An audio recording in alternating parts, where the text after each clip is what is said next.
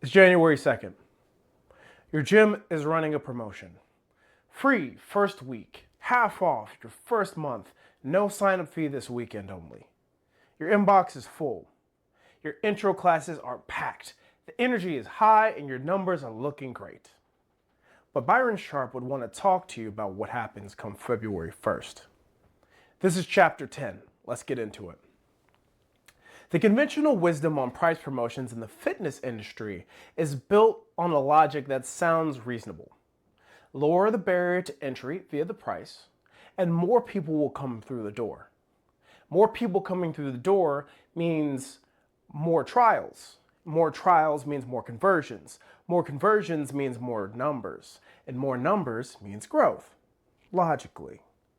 So, gym owners run January specials to capture the New Year's resolution crowd. They run summer promotions to offset seasonal slowdowns. They offer referral discounts to incentivize word of mouth. They compete on price when a new gym opens nearby. And it feels like smart business. It feels like responsiveness to the market. But according to Sharp, it's one of the most expensive mistakes any brand can make. Sharp does not argue that price promotions produce no effect.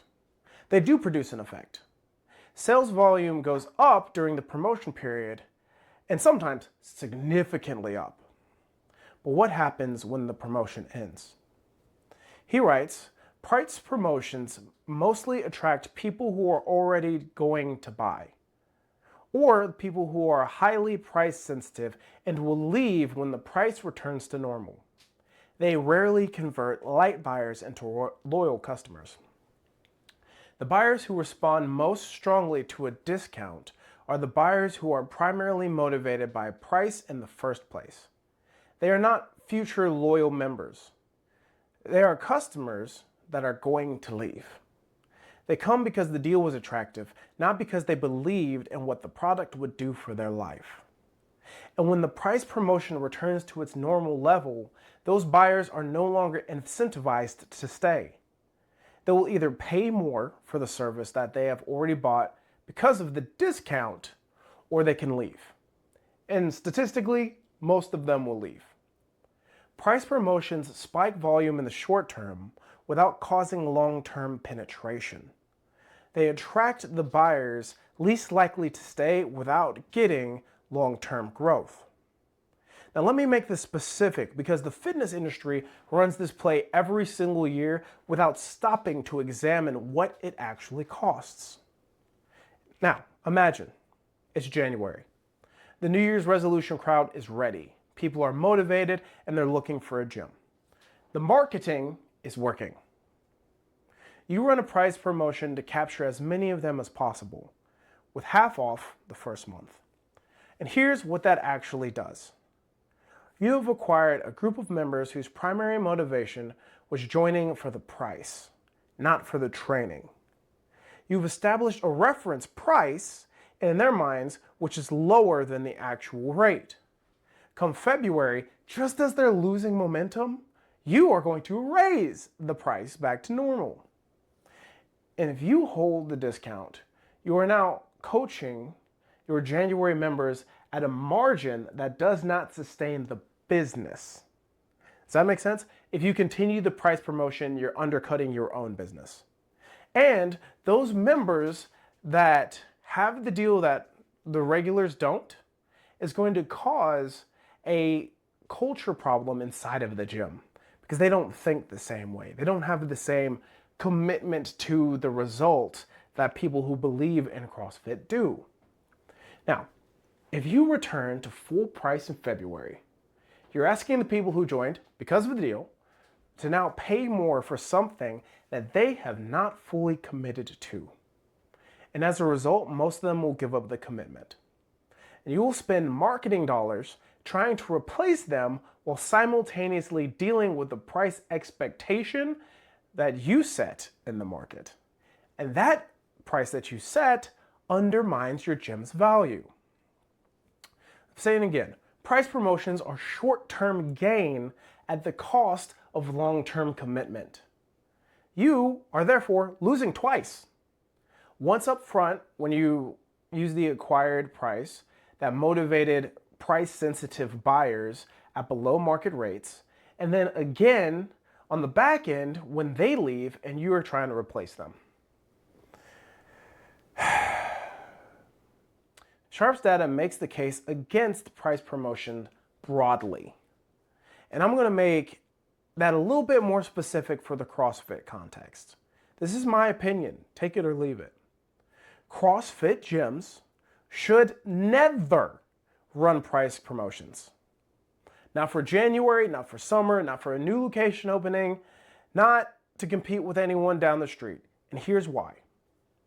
The CrossFit experience is built on earned results and community belonging. The people who stay in CrossFit long term are the ones who understand what they're buying and how they're benefiting. They are not buying to access equipment, they're buying for your coaching, for the accountability that comes with CrossFit, for the community and the methodology that produces measurable physical change. That combination of things is real value, and that value will justify the price. When you run a price promotion, you are implicitly telling the market that your product is worth less than what you normally charge. You're communicating that the price is negotiable, which means the relationship between the price and the value is not as firm as you presented it to be. And once that perception is established in someone's mind, it is extremely difficult to walk back. The member who joined at a discount never fully believed in full price.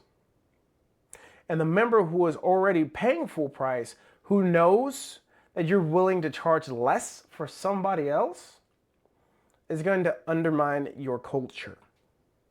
Neither of these outcomes serve your gym in the long term, nor does it serve the health of the business. So this is what we're going to do. Alternative. If price promotions are not the answer, what do you do when you want to lower the barrier to entry for fringe buyers? Instead of lowering the price, lower the commitment. We talked about this back for chapter 4 when we discussed the price punch card system. And the insight is simple. A fringe buyer is not necessarily unwilling to pay your rate. They are oftentimes unwilling to commit to the ongoing subscription for a product that they have not fully experienced. Our solution then is our solution now.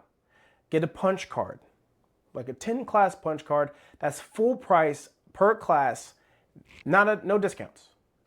It's a lower barrier to entry because the person, the fringe buyer, your light buyer, can come in, try the gym at their own pace. Whether that means using it 10 times in a month, whether that means 10 times in a year.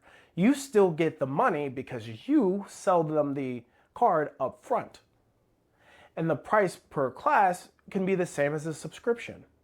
The commitment on their end is smaller because they may only pay for 10 classes because they'll only come 10 times as to having to pay for 10 months regardless of they coming or not. And the barrier to entry drops without any damage to the price or the perceived value of your gym. That's the alternative. Not cheaper, smaller commitment. And the difference between those two things is enormous for the long-term health of your brand. Now, if you are in a position where you are not growing your gym by marketing and dropping the price, if you want to grow your gym by making it more available and better known and have a better physical availability, you come talk to us. Remember, price promotions are short-term value at the cost of long-term commitment. And when you run them, you're going to lose twice. That's the entire point of chapter 10. Subscribe for chapter 11, and if you're willing and ready to build a marketing strategy that grows your gym without giving away its value, you can always call us at enochmarketing.com. Drop something on this video, send us a comment or a DM. We'd love to talk to you. This is Enoch Marketing. I'm Colin Charles, and we will talk to you for the next one.